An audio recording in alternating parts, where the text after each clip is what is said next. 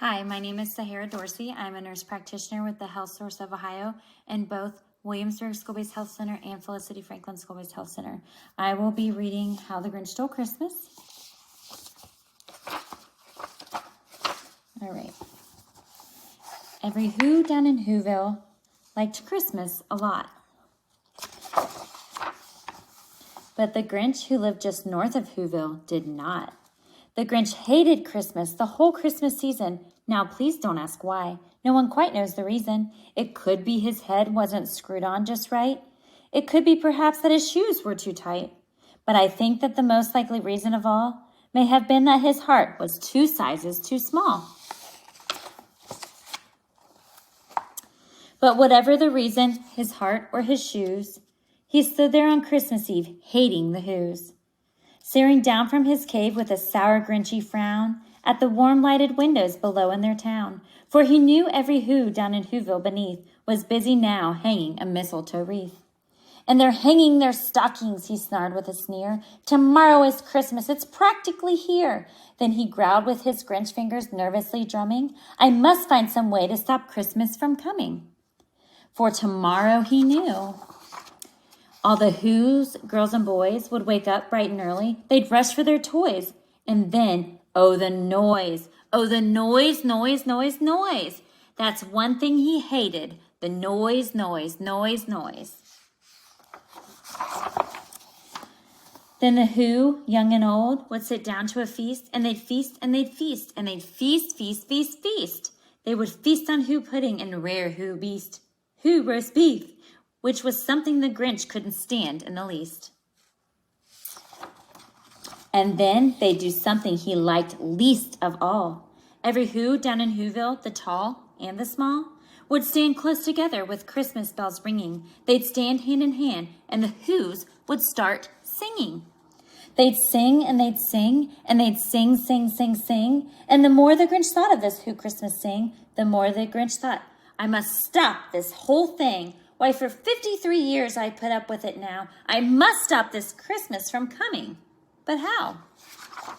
Then he got an idea, an awful idea. The Grinch got a wonderful, awful idea. I know just what to do, the Grinch laughed in his throat, and he made a quick Santa Claus hat and a coat. And he chuckled and clucked, what a great Grinchy trick. With this coat and this hat, I look just like Saint Nick. All I need is a reindeer, the Grinch looked around, but since reindeer are scarce, there was none to be found. Did that stop the old Grinch? No, the Grinch simply said. If I can't find a reindeer, I'll make one instead. So he called his dog Max, then he took some red thread, and he tied a big horn on the top of his head.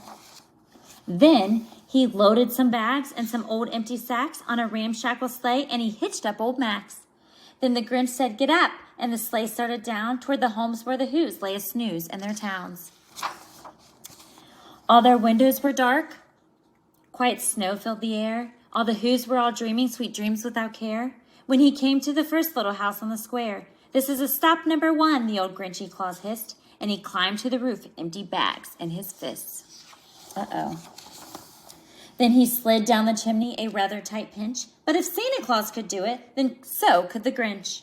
He got stuck only once for a moment or two. Then he stuck his head out of the fireplace flue, where the little Who stockings all hung in a row. These stockings, he grinned, are the first thing to go. Then he slinked and slunked with a smile most unpleasant around the whole room, and he took every present. Pop guns and bicycles, roller skates, drums, checkerboards, tricycles, popcorns, and plums.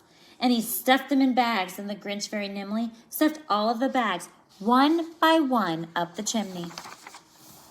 Then he slunk to the icebox. He took the Who's feast. He took the Who pudding. He took the roast beef. He cleaned out that icebox as quick as a flash. Why, that Grinch even took their last can of Who hash.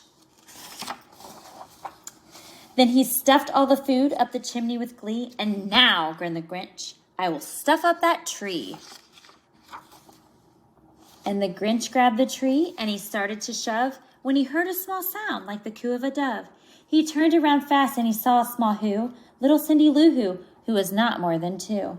The Grinch had been caught by this tiny Who daughter, who'd got out of bed for a cup of cold water. She stared at the Grinch and said, "Santa Claus, why? Why are you taking our Christmas tree? Why?" But you know that old Grinch was so smart and so slick. He thought up a lie, and he thought it up quick. "Why, my sweet little tot," the fake Santa Claus lied, "there's a light on this tree that won't light on one side, so I'm taking it home to my workshop, my dear. I'll fix it up there, then I'll bring it back here." And his fib fooled the child, then he patted her head, and he got her a drink, and he sent her to bed. And when Cindy Lou Who went to bed with her cup, he went to the chimney, and he stuffed the tree up. Then the last thing he took was a log for their fire. Then he went up the chimney himself, that old liar. On their walls he left nothing but hooks and some wire. And one speck of food that he left in the house was a crumb that was even too small for a mouse. Then he did the same thing to the other Who's houses, leaving crumbs much too small for the other Who's mouses.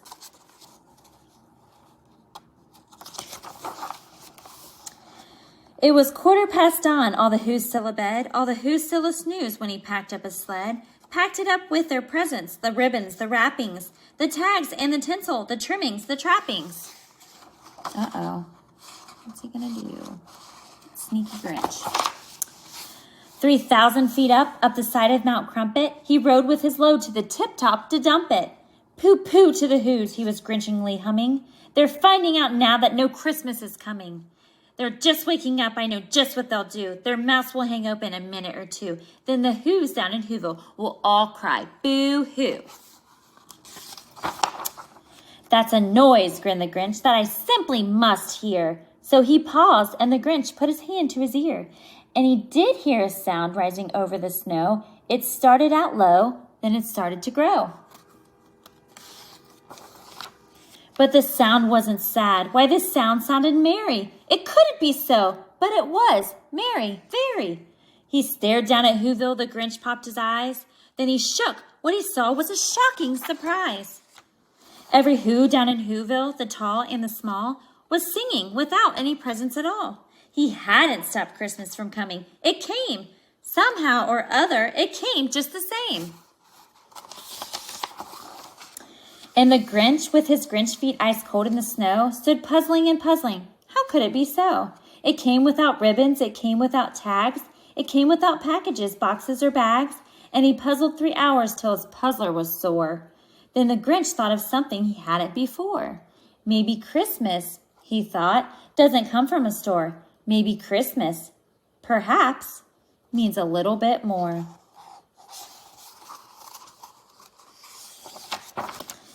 And what happened then? Well, in Whoville they say that the Grinch's small heart grew 3 sizes that day.